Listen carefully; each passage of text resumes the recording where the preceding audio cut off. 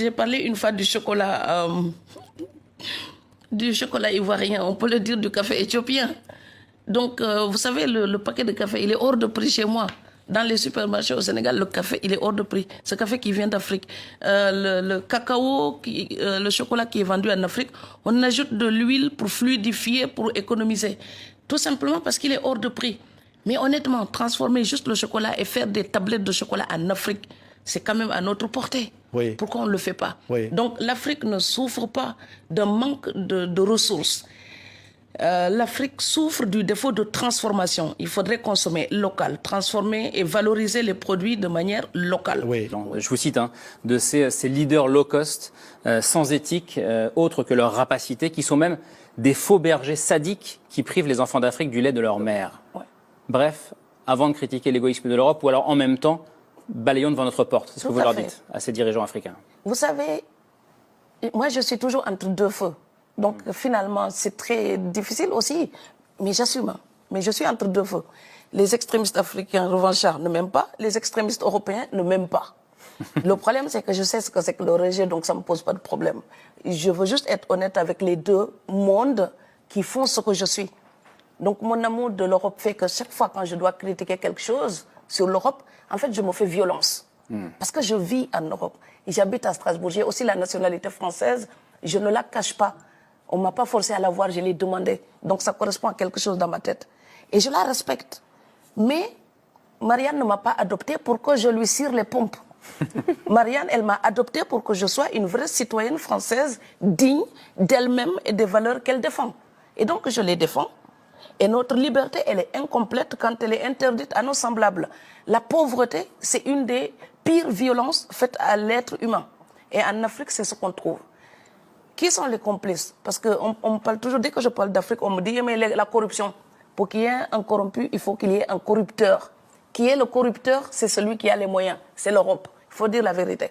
Et maintenant, nos dirigeants, il faut juste que les gens comprennent que politicien, ce n'est pas un métier. C'est une fonction pour rendre service à son pays. On ne devient pas politicien pour être riche. Donc il faut exceller dans autre chose avant de vouloir servir la nation. Et là, le corona nous a donné une leçon. Parce que là, avec les frontières fermées, on s'est rendu compte de la dépendance, par exemple. Si vous voulez importer du riz thaïlandais, des lentilles de Canada, du lait en poudre irlandais, eh bien, les frontières sont fermées. Eh bien, à un moment donné, il faudra penser à l'autosuffisance alimentaire de l'Afrique.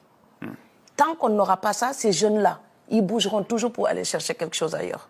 Et on parle toujours, depuis l'Afrique, quand on est en Afrique, on parle toujours de l'exploitation, du néocolonialisme, de l'Occident qui viderait notre grenier. Mais oui, est-ce qu'il pourrait le faire si nous tous, en Afrique, nous étions soudés? S'il y avait un panafricanisme où l'Afrique parlerait d'une seule et même voix. Mais non, chacun va signer ses accords d'une manière, séparée des autres pays. C'est-à-dire qu'ils ne se mettent pas comme l'Union européenne qui va faire un grand ensemble qui va décider. Non, les pays africains vont aller individuellement. Donc chaque pays va signer, ce qui les affaiblit. Donc oui, ceux qui exploitent l'Afrique ne pourraient pas le faire s'ils n'avaient pas des complices locaux. C'est ça, ce sont les cyniques, hein, c'est le mot que vous employez. Hein. Vous dites carton rouge à ces dirigeants-là, carton rouge. Oui, qui font semblant de diriger le peuple africain tout en le livrant à la famine. Donc, à un moment donné, il faut qu'ils se rendent compte qu'il faudra que l'Afrique, 54 pays qui peinent à être entendus, c'est parce qu'ils n'ont pas pu rassembler leurs forces. Et cela, c'est possible tant que nos dirigeants continueront à jouer leur match individuel à leur propre détriment. Donc, il faut à un moment donné que les Africains se rassemblent pour parler d'une même et unique voix. Oui, nos vies servent d'engrais au monde des pillards. Oui. Les mots sont forts. Et oui, regardez l'espérance de vie en Afrique. Donc, c'est l'espérance de vie au Sénégal, par exemple. Si déjà, à 40 ans, vous n'avez toujours pas trouvé un travail stable, quelle retraite pouvez-vous imaginer? Donc, du coup, c'est un monde où l'Afrique est là comme une réserve disponible pour ceux qui peuvent utiliser ces ressources. Le pétrole africain, vous connaissez une compagnie africaine qui exploite le pétrole africain? Non, tous les noms Ce sont des noms de pays riches, donc des exploitants extérieurs. Vous connaissez une mine d'or en Afrique qui appartient aux pays africains? À part l'Afrique du Sud, ça n'existe pas. Oui. C'est toujours. Oui. Ce que vous dites, impossible d'avoir de l'électricité dans les villages africains, alors que l'uranium du Niger fait tourner les centrales nucléaires occidentales. À plein régime. Ouais. Oui. Et puis derrière les villages de Niamey, on allume de la bougie. Oui. Quand vous allez dans les îles du Saloum, l'électricité n'est pas permanente. Et donc tout ça, franchement, si votre uranium permet d'alimenter les centrales nucléaires occidentales, vous pouvez au moins négocier une centrale nucléaire pour l'Afrique de l'Ouest. C'est un minimum. Oui. Oui. C'est quand même pas éthique, même pour les gens qui utilisent cet uranium pour s'éclairer, pour avoir leur eau chaude, pour pouvoir cuisiner. Quand on sait que les villages juste à côté de l'endroit d'où vient cet uranium, ces villages-là ne peuvent même pas avoir l'électricité. Comment peut-on servir de réserve aux autres alors que la gamelle est vide en Afrique? En Afrique, oui. Fatou Diome, ça fait longtemps que vous parlez de ces questions. Qu'est-ce que vous diriez aujourd'hui à un jeune Sénégalais qui est prêt à tout pour partir? Aux jeunes Sénégalais, mais aussi à l'Europe. Aux jeunes Sénégalais, je dirais que, quel que soit le pays, il faut lutter pour s'en sortir. Et aux jeunes Sénégalais, je dirais aussi qu'il y a certains qui n'acceptent pas certains boulots au pays et ils font des boulots encore plus difficiles quand ils arrivent en Europe et très très mal payés. Mais dire cela, pour moi, ça ne suffit pas parce que ça fait longtemps que je parle de ce phénomène. Donc à l'Europe, je dirais ceci, quand vous déplacez le grenier des gens, quand ils ont faim, ils suivent le grenier. Donc au Sénégal, il y a la réduction des ressources halieutiques. Donc ces gens-là, Mbour, j'ai fait mon lycée là-bas. Donc ce sont des pêcheurs. C'est exactement la même chose que dans ma région. Maintenant, il y a une raréfaction du poisson. Il y a de moins en moins de poissons. Mais vous voyez les bateaux européens qui viennent ratisser les côtes sénégalaises jusque dans l'estuaire du Sine Saloum, juste au large, là où vous avez pris la pirogue pour traverser. Juste derrière, on trouve de grands bateaux des chalutiers européens. Il y a ce que Thomas Piketty dénonçait. Ils ne payent pas les impôts dans les pays africains où ils travaillent. Donc ces jeunes-là, il faut d'une manière ou d'une autre les occuper, les nourrir, les éduquer.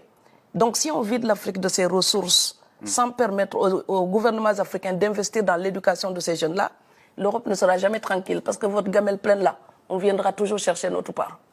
Dans le grenier. Et je sais que quand on fait une autocritique à l'Afrique, les gens n'aiment pas. Mes frères m'applaudissent quand j'accuse l'Europe.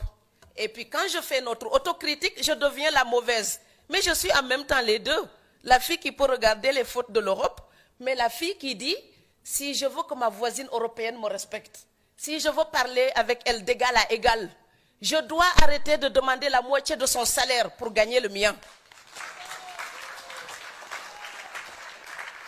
L'Afrique, la faute qu'elle doit reconnaître, et on doit absolument accepter cette autocritique. L'Afrique a trop longtemps gardé son complexe colonial, regardant l'Europe non comme un partenaire de négociation, mais comme un maître dont on accepte à la fois le secours, mais aussi le mépris.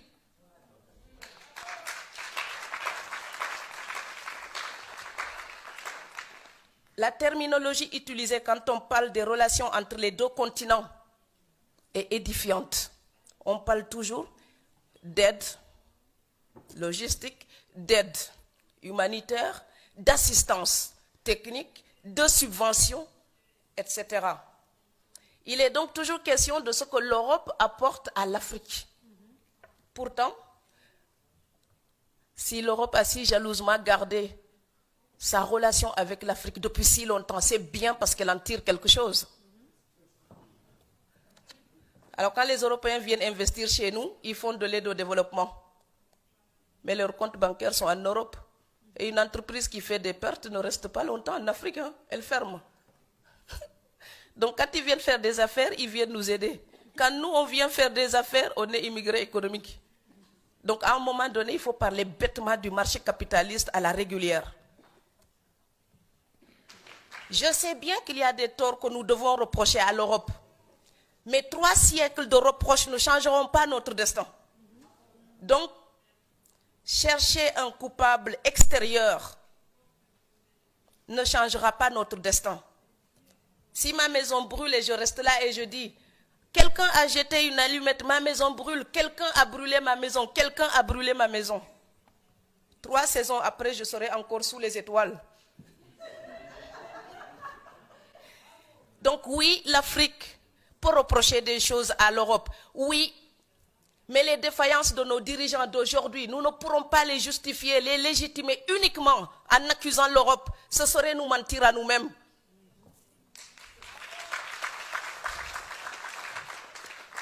En ce moment, on parle beaucoup du partenariat Europe-Afrique. Ça passera par une révolution des mentalités. Celui à qui vous demandez la charité, vous ne pouvez pas le tutoyer.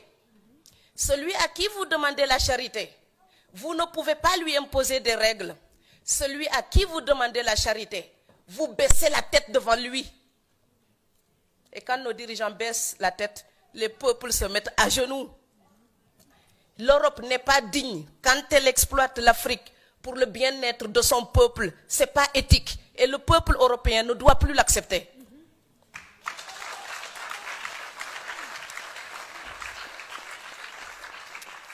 Et l'Afrique n'est pas digne quand elle se plaint tout le temps et que le peu de richesse qu'elle a, certains l'utilisent pour leur propre compte et laissent le peuple démuni.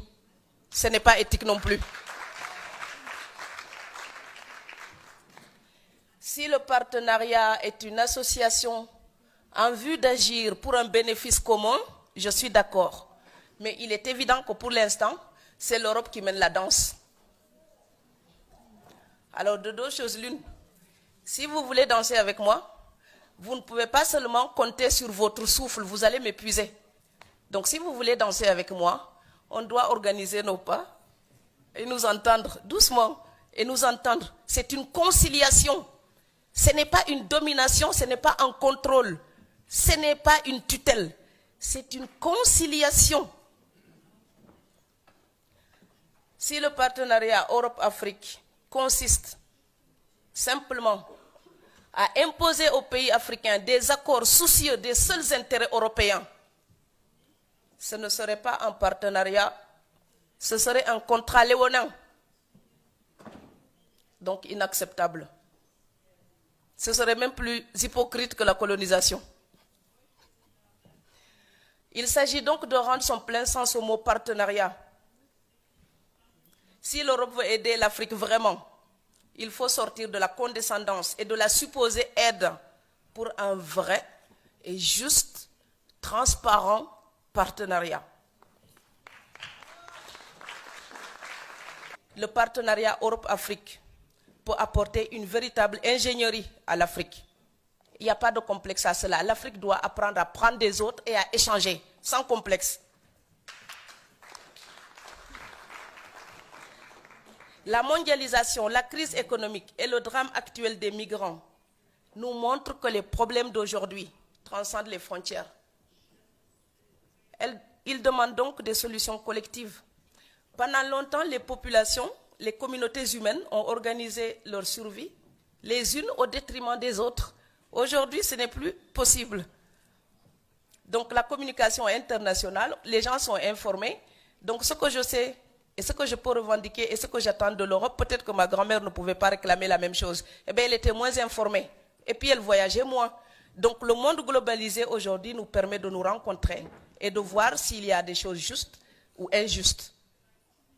Et l'injustice, elle est intolérable aux 4 points cardinaux.